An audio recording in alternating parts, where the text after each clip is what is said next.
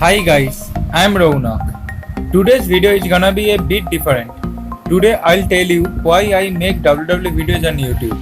I've loved watching WWE since I was a kid. What fascinates me most about WWE wrestlers is the skills, abilities, entrance music and moves. I'd love to watch WWE while watching TV. I really like The Great Khali. The Great Khali made his professional wrestling debut in 2000. Before embarking on his professional wrestling career, he was an assistant sub-inspector of Punjab Police. He has appeared in 4 Hollywood films, 2 Bollywood films, and several television shows. So in this video, I'll discuss about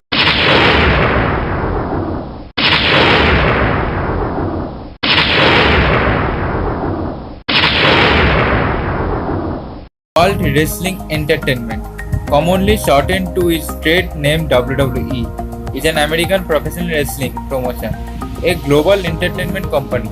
WWE has also branched out into other fields, inducting film, American football, and various other business ventures. The company is additionally involved in licensing its intellectual property to companies to produce video games and action figures. The promotion was founded in 1953 as the Capital Wrestling Corporation. It is the largest wrestling promotion in the world, with its roster divided up into 2 primary touring groups and 2 developmental groups, referred to by WWE as brands. Overall, WWE is available in more than 1 billion homes worldwide in 30 languages. The company's global headquarters is located in Stamford, with offices in New York, Los Angeles, Mexico City, Mumbai, Shanghai, Singapore, Dubai, and Munich. As in other professional wrestling promotions, WWE shows are not legitimate content but entertainment-based performance theater, featuring storylines-driven, scripted, and partially choreographed matches. However, matches are often include moves that can put performers at risk of injury, even death, if not performed correctly. The predetermined aspect of professional wrestling was publicly acknowledged by WWE's owner Vince McMahon in 1989 in order to avoid taxes from athletic commissions. WWE brands its product as sports entertainment, acknowledging wrestling roots in competitive sport and dramatic theater. The company's majority owner is its chairman and CEO, third generation wrestling promoter Vince McMahon, who retains a 38.6% ownership of the company's outstanding stock and 81.1% of the voting power. The current entity, which was originally named Titan Sports Incorporation, was incorporated on February 21, 1980 in South Yarmouth, Massachusetts. It acquired Capital Wrestling Corporation Limited, the holding company for World Wrestling Federation (WWF), previously known as World Wide Wrestling Federation (WWF), in 1982. Titan was renamed World Wrestling Federation Entertainment Incorporation in 1999 and then World Wrestling Entertainment Incorporation in 2002. Since 2011, the company has branded itself solely with the initials WWE, though the legal name has not changed since 2002. WWE's origins can be traced back as far as the 1950s when January 7, 1953, the first show under Capital Wrestling Corporation (CWC) was produced. There is uncertainty as to who the founder of the CWC was. Some sources state that it was Vincent J. McMahon, while the other sources cite McMahon's father Jess McMahon as founder of CWC. The CWC later joined the National Wrestling Alliance (NWA) and famous New York promoter Toots Mondt. Vincent J. McMahon and Toots Mondt were very successful and soon controlled approximately 70% of the NWA's booking power, largely due to their dominance in the heavily populated northeastern United States. In 1963, McMahon and Mond had a dispute with the NWA over Nature Boy Buddy Rhodes being booked to hold the NWA World Heavyweight Championship. Mond and McMahon were not only promoters but also acted as his manager and were accused by other NWA promoters of withholding Rogers making defenses in their cities versus only defending in Mond and McMahon's own sides, thus maintaining a monopoly on the world title. In a now infamous situation, the NWA sent former five-time world champion and legitimate wrestler Lou Thesz to Toronto to face Rogers on January 24, 1963. Thesz recalls this wasn't planned and prior to match remember telling Buddy, "We can do this easy way or the hard way." Rogers agreed to lose the fall and title in one fall match versus the traditional 2 out of 3 fall match that most world title matches were defended. Once word reached back to Mond and McMahon, at first they simply ignored the title change. From January until April 1963, Rogers was promoted as the NWA World Champion or simply the World Heavyweight Champion in their area. The Worldwide Wrestling Federation (WWF) wasn't immediately creation after Rogers' one fall loss to Thesz. Mond and McMahon both eventually left the NWA in protest and formed the WWF in the process. They brought along with them Willie Gleisenberg, long-time boxing and wrestling promoter in New Jersey. In April 1963, the WWF World Heavyweight Championship was created, with the promotion claiming that inaugural champion Rogers had won a tournament in Rio de Janeiro on April 25, 1963, defeating long-time Capital Sports favorite Antonio Roque in the finals. In reality, Roque was no longer in the area as he was working for Jim Crockett Sr. in the Carolinas. Rogers also had already suffered what would later be a career-ending heart attack on April 18 in Akron, Ohio, and was in Ohio hospital during the time the Alice tournament took place. Rogers lost the championship to Bruno Sammartino a month later on May 17, with the promotion beginning to be built around Sammartino shortly after. In June 1963, Gleisenberg was named the first president of the WWF. Mond left the promotion in the late 1960s, and although the WWF had previously withdrawn from the NWA, McMahon quietly rejoined in 1971. The WWF was renamed into the World Wrestling Federation (WWF) in 1979. Vincent J. McMahon's son Vincent K. McMahon and his wife Linda established Titan Sports Incorporation in 1980 South Yarmouth, Massachusetts and applied trademarks for the initial WWF. The company was incorporated on February 21, 1980 in the Cape Cod Coliseum offices, then moved to the building on Holly Hill Lane, Greenwich, Connecticut. The younger McMahon bought capital from his father in 1982, effectively seizing control of the company. The actual date of sale is still unknown, but the generally accepted date is June 6, 1982. However, this was likely only the date the deal was struck but not finalized. On WWF television, Capital Wrestling Corporation maintained copyrights and ownership past the June 1982 date. The World Wrestling Federation wasn't solely owned by Vincent J. McMahon, but also Gorilla Monsoon, Arnold Skaaland, and Phil Jacko.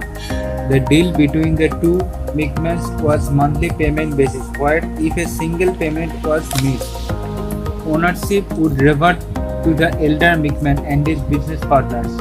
Looking to seal the deal quickly, McMahon took several loans and deals with other promoters and the business partners, including the promise of a job for life, in order to take full ownership by May or June 1983 for an estimated total of roughly 1 million, with the three business partners receiving roughly 815,000 among them, and Vincent J. McMahon receiving roughly 185,000. Seeking to make the WWE premier wrestling promotion in the country and eventually the world, he began expansion process that fundamentally changed the wrestling business. At the annual meeting of the NWA 1983, the McMahons and former Capitol employee Jim Barnett all withdrew from the organization. McMahon also worked to get WWE programming syndicated television all across the United States. This angered other promoters and disrupted the well-established boundaries of the different wrestling promotions, eventually ending the territory system, which was in use since the founding of the NWA in the 1940s. In addition, the company used income generated by advertising, television deals, and tape sales to secure talent from rival promoters, to which McMahon discussed in an interview with Sports Illustrated. McMahon was quoted as saying, in the old days, there were wrestling fiefdoms all over the country, each with its own little lord in charge. Each little lord respected the rights of his neighboring little lord. No takeovers or raids were allowed. There were maybe 30 of these tiny kingdoms in the US, and if I hadn't bought out of my dad, there would still be 30 of them, fragmented and struggling. I, of course, had no allegiance to those little lords.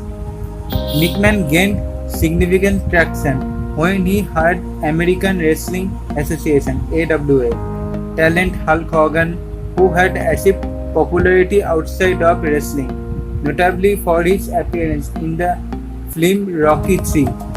McMahon signed Roddy Piper as Hogan's rival, and then shortly afterward Jesse Ventura as an announcer.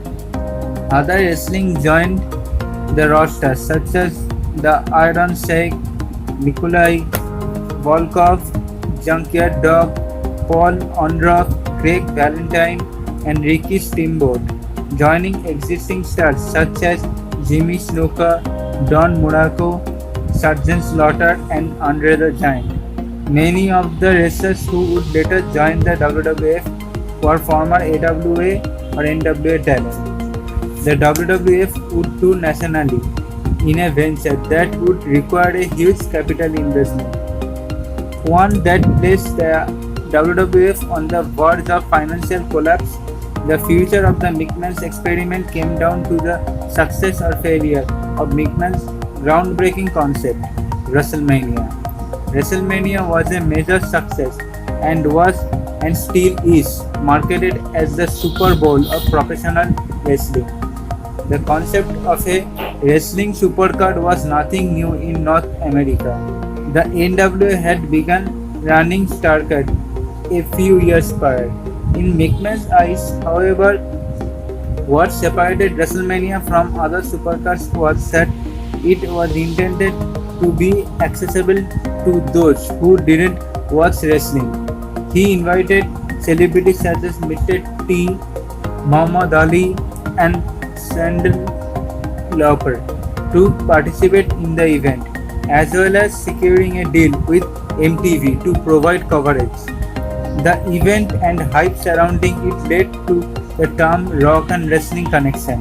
Due to the cross promotion of popular culture, the WWE business expanded significantly on the shoulders of McMahon and his babyface hero Hulk Hogan for the next several years. The introduction of Saturday Night's main event on NBC in 1985 marked the first time that professional wrestling had been broadcast on network television since the 1950s, when the now defunct Dumont Television Network broadcast matches of Vincent J. McMahon's Capital Wrestling Corporation. The 1980 wrestling boom peaked with the WrestleMania 3 pay-per-view at the Botanic Silver Dome in 1987, which set an attendance record of 93,173, a record that stood for 29 years until WrestleMania 32.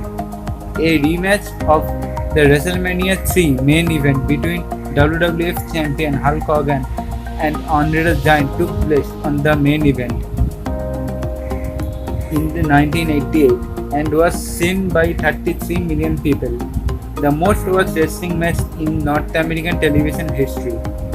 In 1983, Titan moved to its offices to Stamford, Connecticut, though the current building was built and opened on May 13, 1991. Subsequently, a new Titan Sports Incorporation, originally WWF Incorporation, was established in Delaware, 1987, and was consolidated with the Massachusetts entity in February 1988. In January 1993, the WWF debuted its flagship cable program Monday Night Raw. WCW countered in September 1995 with its own Monday night program, Monday Nitro, which aired in the same time slot as Raw. The two programs would trade wins in the ensuing ratings competition known as the Monday Night Wars until mid-1996. At that point, Nitro began a nearly 2-year ratings domination that was largely fueled by the introduction of the New World Order (NWO), a stable led by former WWE performers Hulk Hogan, Scott Hall, the former Razor Ramon, and Kevin Nash, the former Diesel.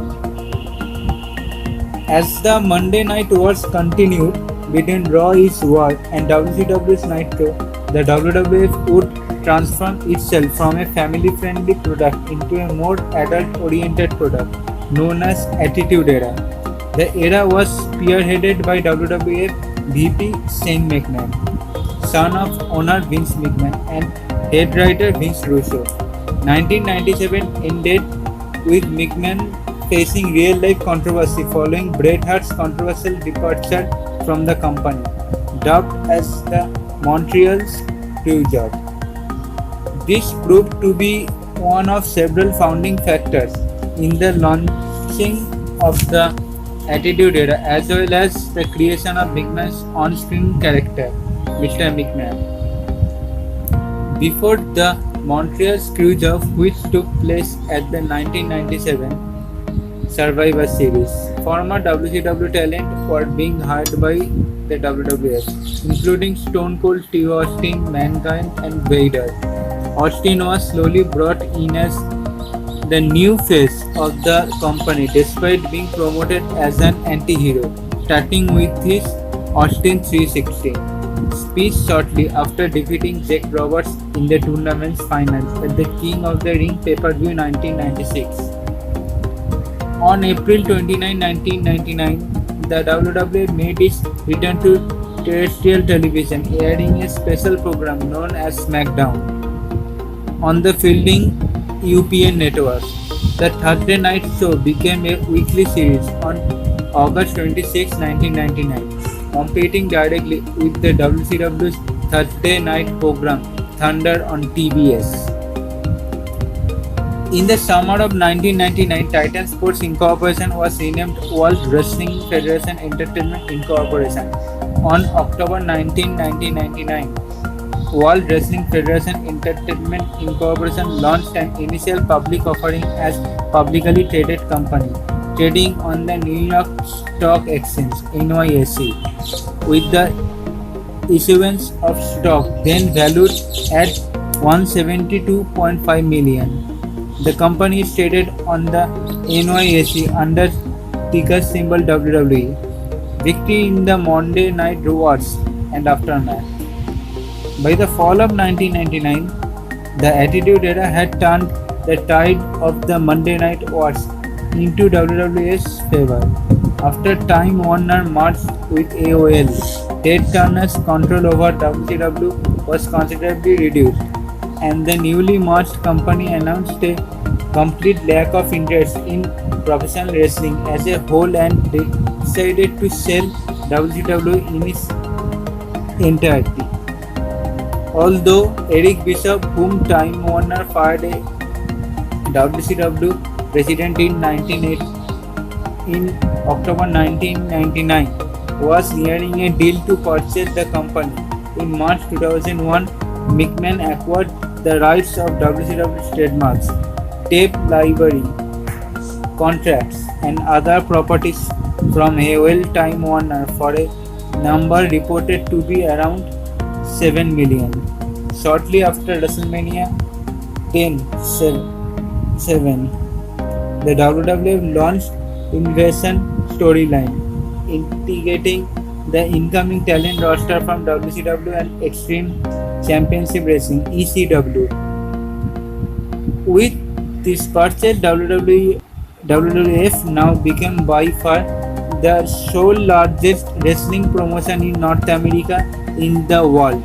The assets of ECW, which had folded after filing for bankruptcy, protecting in April 2001, were purchased by WWE in 2003.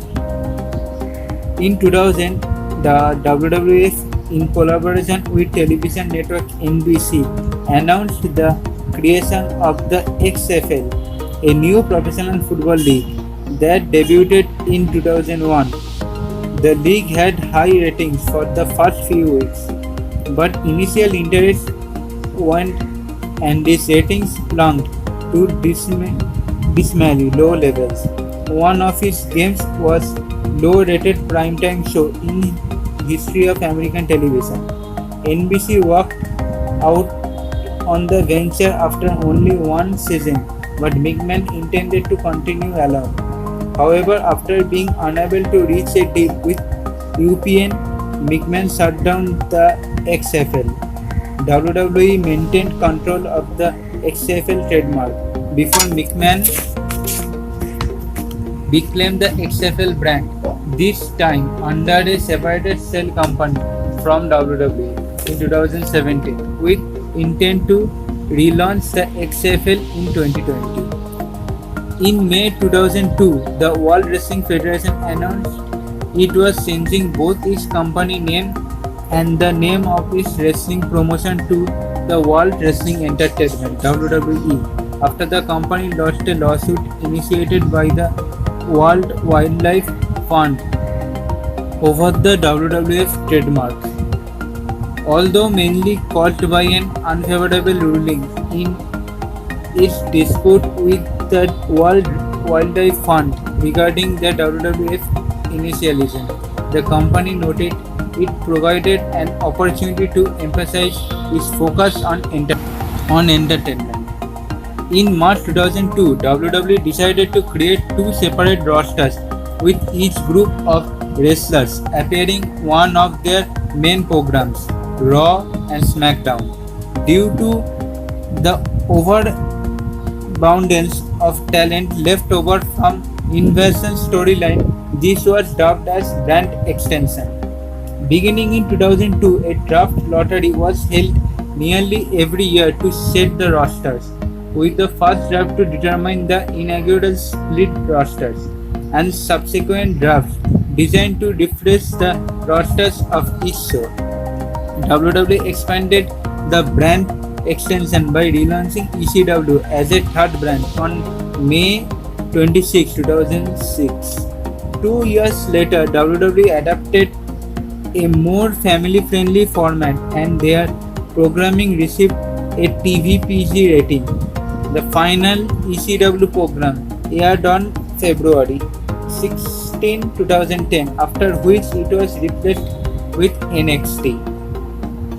On April 7, 2011, WWE, via the WWE corporate website, announced that the company was ceasing use of the full name World Wrestling Entertainment and would henceforth refer to itself solely as WWE, making the latter an orphan initialism.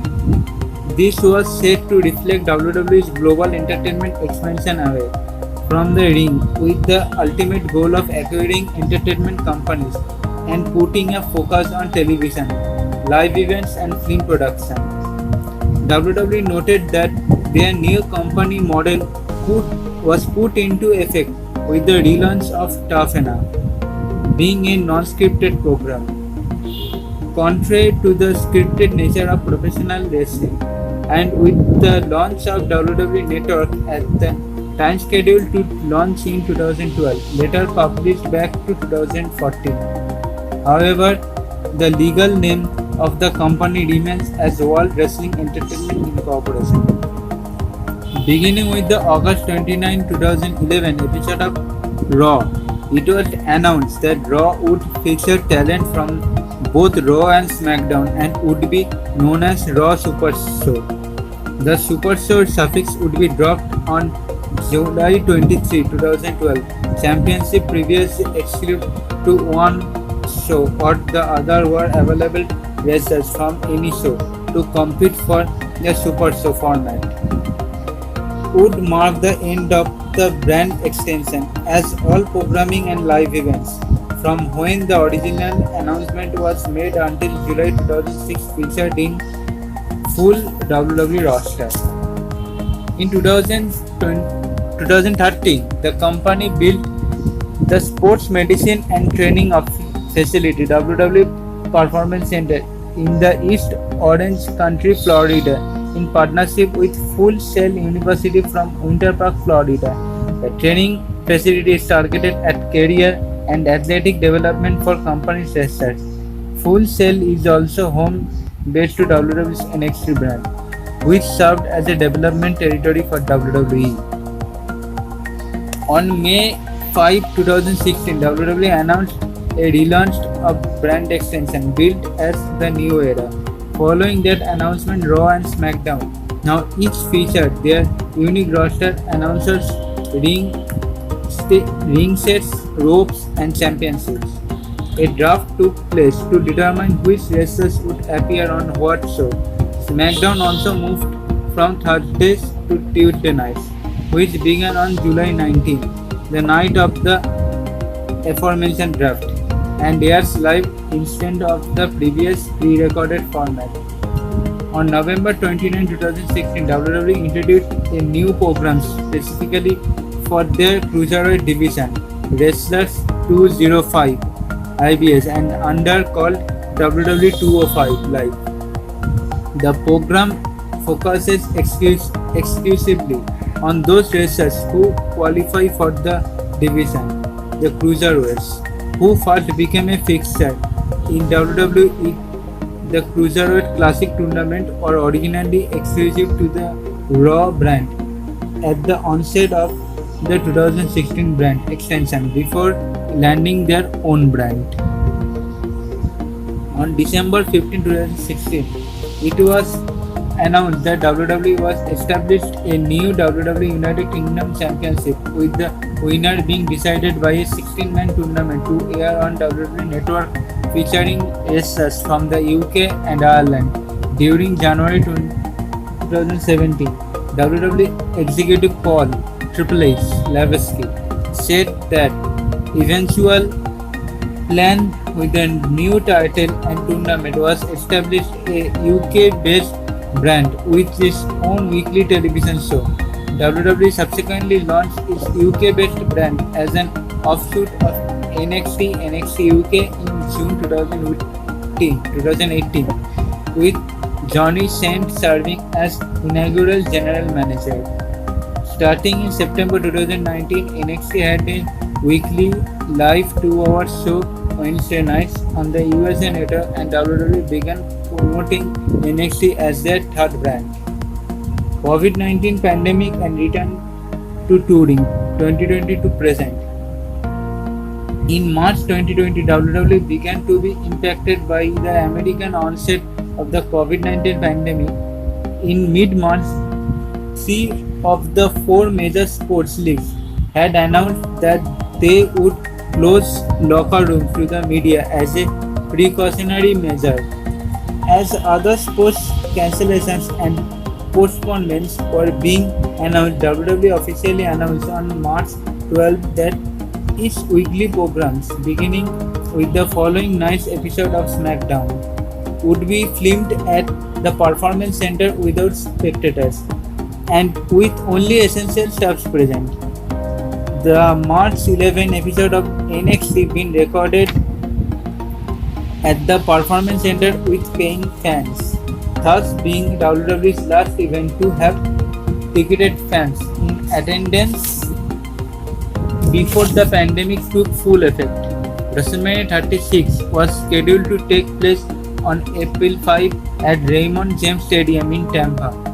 On March 16, WWE announced that the event would also be held behind closed doors in Orlando. WrestleMania as well as Raw and SmackDown for a period before and after WrestleMania shifted from live broadcast to a pre-recorded format. NXT continued to air from Full Sail University but under similar restrictions. Live broadcast returned on April 13 with existing arrangement continuing. WWE stated to ESPN.com that we believe it is now more important than ever to provide people with a diversion from these hard times, and that the company's programming brings families together and deliver a sense of hope, determination, and perseverance. It was subsequently reported that Florida Governor Ron DeSantis had deemed WWE a business critical to state's economy and had added an exception under the state's stay-at-home order for employees of a professional sports and media production that is close to the public and has national audience. The decision was met with criticism from media outlets, with several media outlets pointing out DeSantis' action happened on the same day. A pro-Donald Trump political action committee led to Linda McMahon, who was previously a part of Trump's cabinet, led to spend $18.5 million in advertising in Florida, and that also on the same day. Vince McMahon was named part of an advisory group created by Trump to divide to be limited. In August 2020, WWE relocated from the Performance Center to Orlando's Amway Center for a long-time residency, broadcasting episodes of Raw, SmackDown, and pay-per-views through a virtual fan viewing experience called WWE Thunderdome. Inside the Thunderdome, drones, lasers, pyro, smoke, and projection were utilized to enhance the wrestler's entrance on a level similar to that pay-per-view productions pre-pandemic. Nearly 1,000 LED boards were installed to allow for rows and rows of virtual fans. It was free of charge for fans to virtually attend the events, though they had to reserve their virtual seats ahead of time.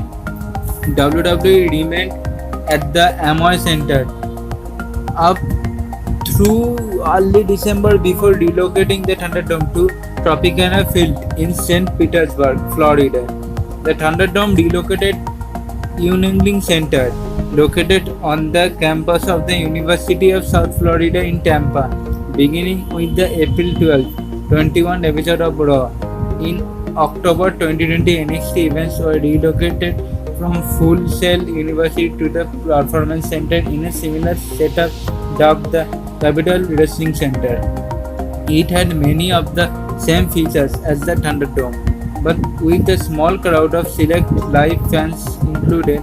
In addition to the virtual fans, their name is also an homage to WWE's predecessor, the Capitol Wrestling Corporation. On May 21, WWE announced that they would be bringing back fans full-time, beginning with a 25-city tour, thus ending the Thunderdome concept in the interim. And the July 16 episode of SmackDown started WWE's return to the road, and it took place at the Toyota Center in Houston, Texas. In January 2021, WWE announced that WrestleMania 37, which was originally be held in Inglewood, California on March 28 would be held at Raymond James Stadium in Tampa, Florida. WrestleMania 36 original location as a two-night event on April 10 and 11 and would have fans in attendance, though to a limited capacity.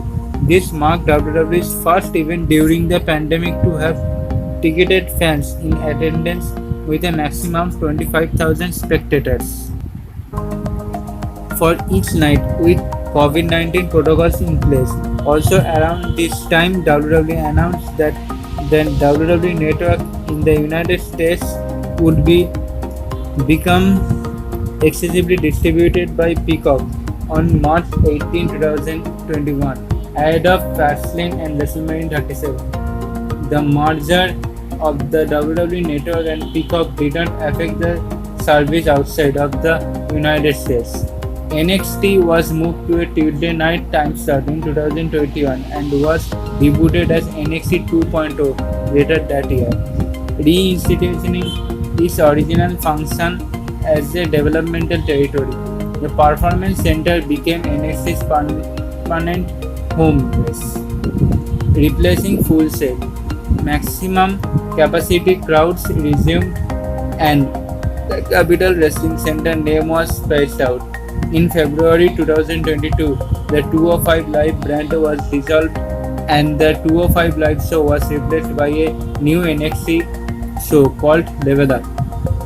On February 24, 2022, WWE announced a partnership with On Location, a company known for providing premium hospitality experiences for marquee events. Through the partnership, spectators will have access to hospitality packages for WWE's 5 biggest events, including WrestleMania, SummerSlam, Royal Rumble, Survivor Series, and Money in the Bank. The 2022 Money in the Bank will be WWE's first event to offer premium hospitality packages. These ticket and travel packages include premium seating, premium hospitality offerings, and meet and greets with current WWE wrestlers and legends. In March 2015, WWE announced a partnership with Authentic Brands Group to relaunch Tap Out, formerly a major MMA-related clothing line, as a more general lifestyle fitness brand. The apparel for men and women was first released in spring of 2016. WWE markets the brand through various products including beverages, supplements, and gyms. WWE will hold a 50% stake in the brand and so will advertise it regularly across all its platforms, hoping to give it 1 billion impressions a month and take some of the fitness market from Under Armour. WWE wrestlers and their staff have been shown wearing various tap-out gear since the venture began. Whether it's WWE or any other pro wrestling promotion, wrestlers are feeling the pressure to perform well all the time. There's always the potential for a big mistake to happen because WWE superstars work over 300 days a year. So it's no surprise that the stress build up. The mental pressure also affects the stress build up. This mental pressure also affects the performance of the wrestlers. Every person in the world has its own different nature. Some offer calm nature and some are warm nature. WWE superstars have also been seen going off script in a spirited manner at times. In most cases, the wrestlers are let off with a warning when there is a mistake, but sometimes the situation becomes very bad. In this video, I'll tell you 5 superstars who were released by WWE due to bad behavior. So let's get started. Ryback. Ryback hasn't had best run in the WWE since 2012. The man who has let Feed Me more chance at live events looks like he could soon be leaving the company after he has gone public with several criticisms about his position on the WWE card and also for wanting more money for his new contract. There have been several complaints about how Ryback has been under fire at the WWE for being reckless in the ring. The complaints range from sports within his feud with CM Punk to a concussion resulting from a stiff clothesline to Dolph Ziggler. AJ Lee, from her debut with the company in the third season of WWE NXT reality show to becoming one of the longest reigning Divas champions in recent history, AJ Lee made her impact like no other WWE Diva in the last 7 years. But in early 2015, she decided to use social media to speak out about the lack of equal pay for male and female superstars in the company. AJ Lee was being an advocate herself, but her attitude led to a poor decision that may have otherwise hurt another talent standing in the company. Her attitude was revealed when she made a last-minute decision to retire from WWE after she was able to perform in a tag team match with Paige. Batista, during his final years with the WWE that included his main event at WWE WrestleMania 30 pay-per-view, Batista portrayed someone with an attitude that was natural for a wrestling heel. But he also had this type of attitude back in 2006 when he was involved in a fight with veteran Booker T. It was believed to be scripted when the WWE website posted a story about the incident, but the backstage sources would later confirm that it was an actual fight. It was a fight that led to many other wrestlers giving praise to Booker T for calling out Batista after he claimed he carried the WWE on his back. It's safe to say there are likely a number of fans who would have agreed to Booker T at that time. Randy Orton. Even before making a jump to professional wrestling, Randy Orton had some questionable attitude problems at a young age. The first issue came when he joined the US Mariners, an endeavor that ended poorly as he went absent from his post without intent. But that young attitude also followed him through his early years at WWE as he had some issues with some of the female co-workers. Former WWE diva Rochelle Lowen apparently upset Randy Orton when she didn't know who he was. His anger continued and he apparently vindictively poured a combination of baby oil and lotion onto many of her belongings that she kept in locker room. CM Punk. CM Punk also portrayed confidence bordering on arrogance that he was one of the best wrestlers in the world, which was arguably true. His confidence was often considered a bad attitude. He also didn't handle criticism well. With his WWE contract expiring in 2011, CM Punk was given a live microphone where he allowed his attitude towards the WWE company to go public. This led to the infamous pipe bomb promo where he said he once thought that the WWE would have been better off with Vince McMahon gone, but he wouldn't be with Triple H and Stephanie McMahon being expected to take the reins. Since then, CM Punk left the company in 2014 and made more comments on the Art of Wrestling podcast. John Bradshaw Layfield, also known as JBL, was one of the most successful heel characters in modern WWE history. Former WWE World Champion who became universally famous for having carried on a feud against the late Eddie Guerrero, very long and very beautiful, with WWE fans who both loved and hated his rivalry for the brutality that JBL managed to bring to the WWE ring with his character.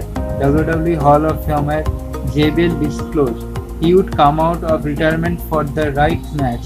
So in this video I'll explain, will JBL really come out of his retirement or not? So stay tuned. JBL's last match in WWE was Rey Mysterio at the WWE WrestleMania 25 for the Intercontinental Championship, which he lost. Although JBL was entrant in the WWE Royal Rumble 2014 pay-per-view match, JBL didn't do anything physical during the bout. Speaking to Alistair McGregor of Metro, JBL said he would only make an in-ring comeback if people are interested. The former WWE champion and Hall of Famer retired from in-ring competition in 2009 after his match at grandest stage of them all, Miss WrestleMania pay-per-view event. JBL served as a commentator for some time after that. JBL performed as a heel during his 2018 reign as WWE champion. Between June 2004 to April 2005, JBL was inducted into the WWE Hall of Fame 2020. Speaking on Talking Tough, JBL admitted he can no longer compete physical with today's superstars.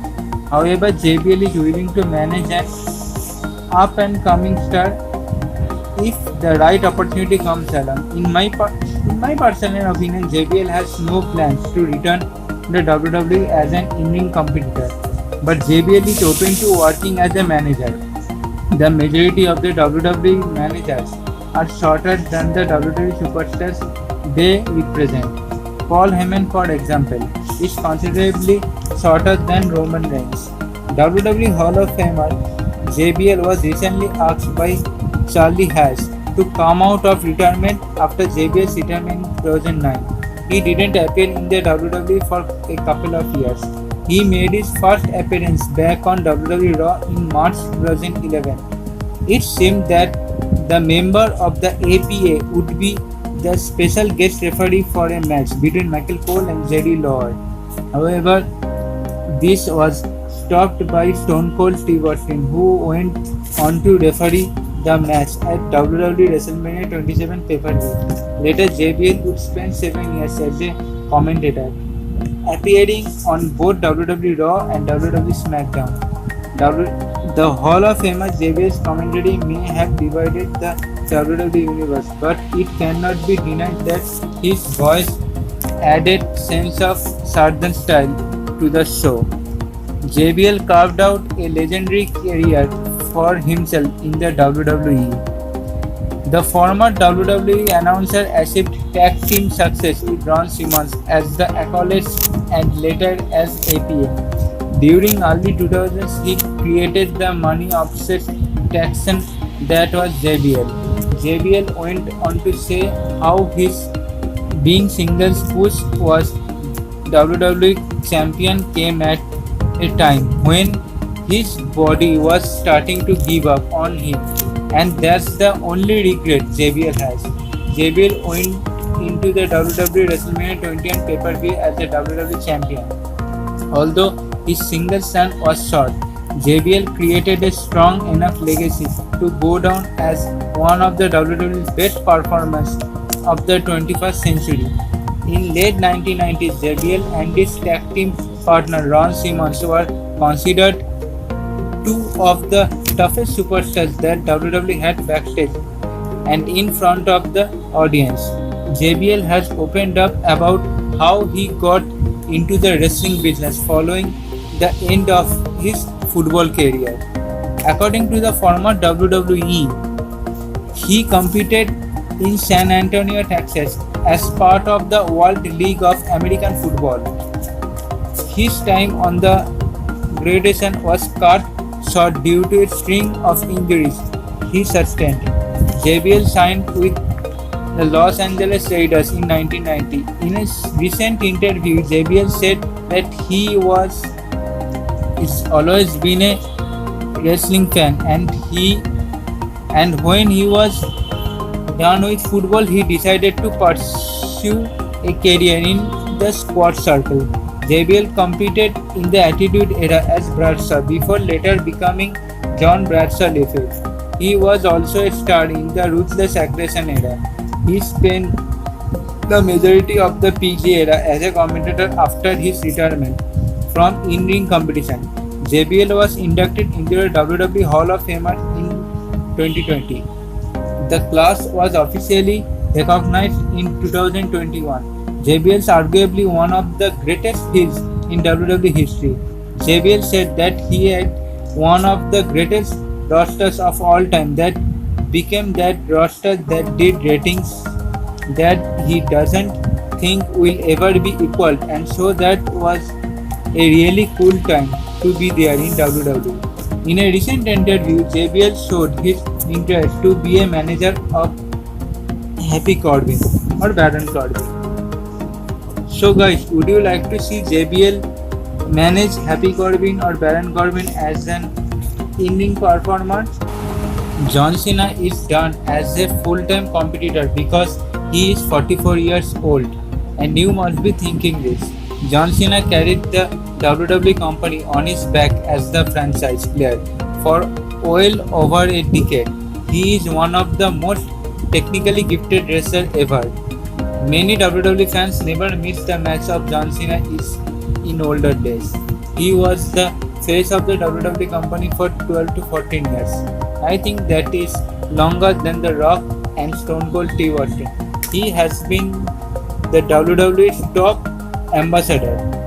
However, as of late, John Cena's blossoming Hollywood career has led to him assuming a part-time role as an in-ring competitor in WWE. So let's take a closer look at why did John Cena can fix the part-time schedule.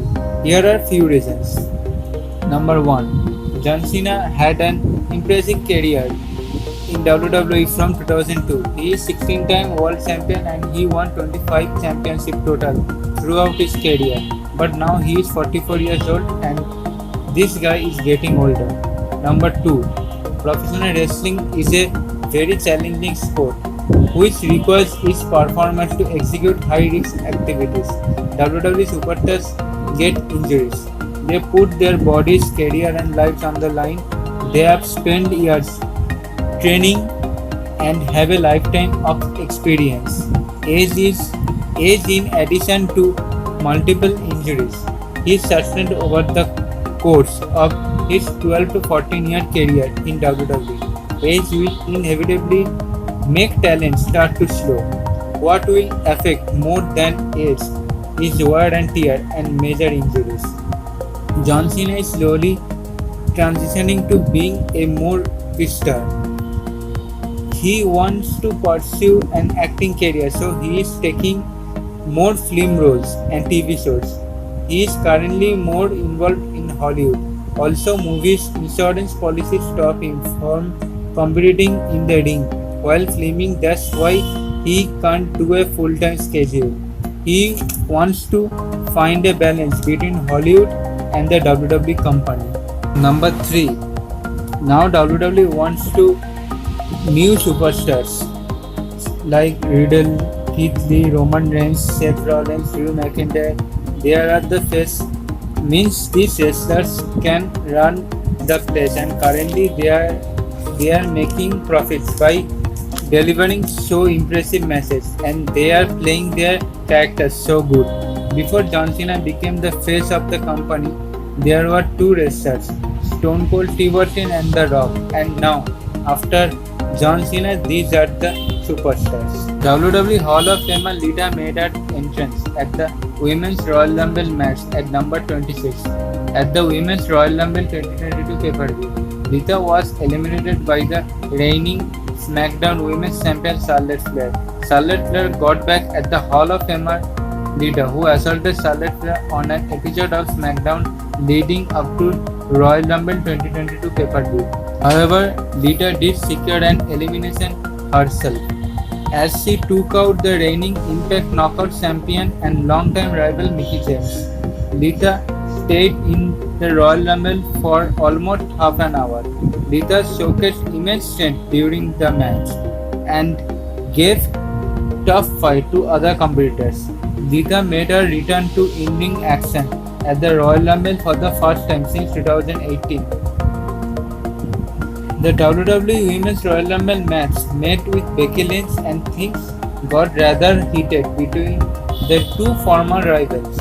Ronda Rousey reportedly referred to the Raw brand champions as Rebecca and stated she didn't deserve her attention, further stressing should she opt for the title match against Charlotte Flair, Becky Lynch would be demoted to the undercard.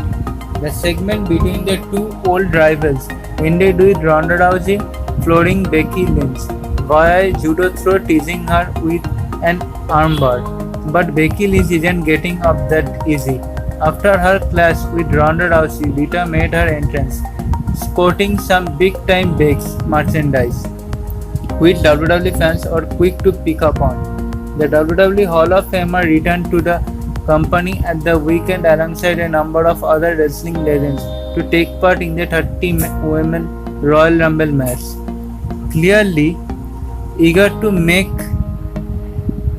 her mark, Lita wasted no time in offering up a challenge for Becky Lynch, but not before the two exchanged some pleasantries. Becky Lynch slapped up compliments before returning the favor, hailing Lita as a legend and talking about how she admired her when she was growing up. Lita offered the challenge, which Becky Lynch initially rejected, but Becky Lynch couldn't ignore the clamouring of the crowd and the WWE Hall of Famer suggestion that Becky Lynch was too afraid to take her on. After a firm agreement, Lita exited the stage and left the fans hungry to watch the two WWE legends in action later this month. Becky Lynch had the early advantage, but she was taken down by a twist of fate and moonsault. Lita will try to take the momentum to Saudi Arabia, where she will wrestle in a singles match for the first time since 2012 and her first match since 2006. Lita made her way to the ring, opened the final hour of the show. She claimed that being the ring for the Royal Rumble pay-per-view 2022 made her feel like she was home. As Lita talked about how she was wanted a match with Becky Lynch for a long time, the WWE Women's Champion made her way to the WWE ring to address her Elimination Chamber 2022 pay-per-view opponent. Becky Lynch thanked Lita for saying for the kind of words about her, and without Lita, there would be no Becky Lynch. Becky Lynch then took a hard turn in her words, saying that now there is a Becky Lynch, there can no longer be Lita. Lita admitted that she was the underdog heading into the match and that she has no problem with that. Tensions between the two continued to build up until the things turned physical. Becky Lynch and Lita actually had decent chemistry on the microphone, and Becky Lynch sinister transition from being flattered by Dan. This segment helped hype the match between two superstars. It would be great to see them exchange words and moves before their big match at Elimination Chamber 2022 pay-per-view. They will likely put on a great match that will help Becky Lynch got over as the top female superstar of the WWE. WrestleMania 38 was the 30th annual WrestleMania professional wrestling live event produced by WWE. It was held for wrestlers from the promotion WWE Raw and WWE SmackDown brand divisions. The event aired on pay-per-view (PPV) worldwide and was available to stream through Peacock in the United States and the WWE Network International. It was held as a two-night event, taking place on April 2 and 3, 2022. I'm talking about WrestleMania 38, guys. At the AT&T Stadium in the Dallas-Fort Worth metropolitan city of Texas. The event was fourth WrestleMania to be held in state of Texas and the second in A&T Stadium after WrestleMania 32 in 2016.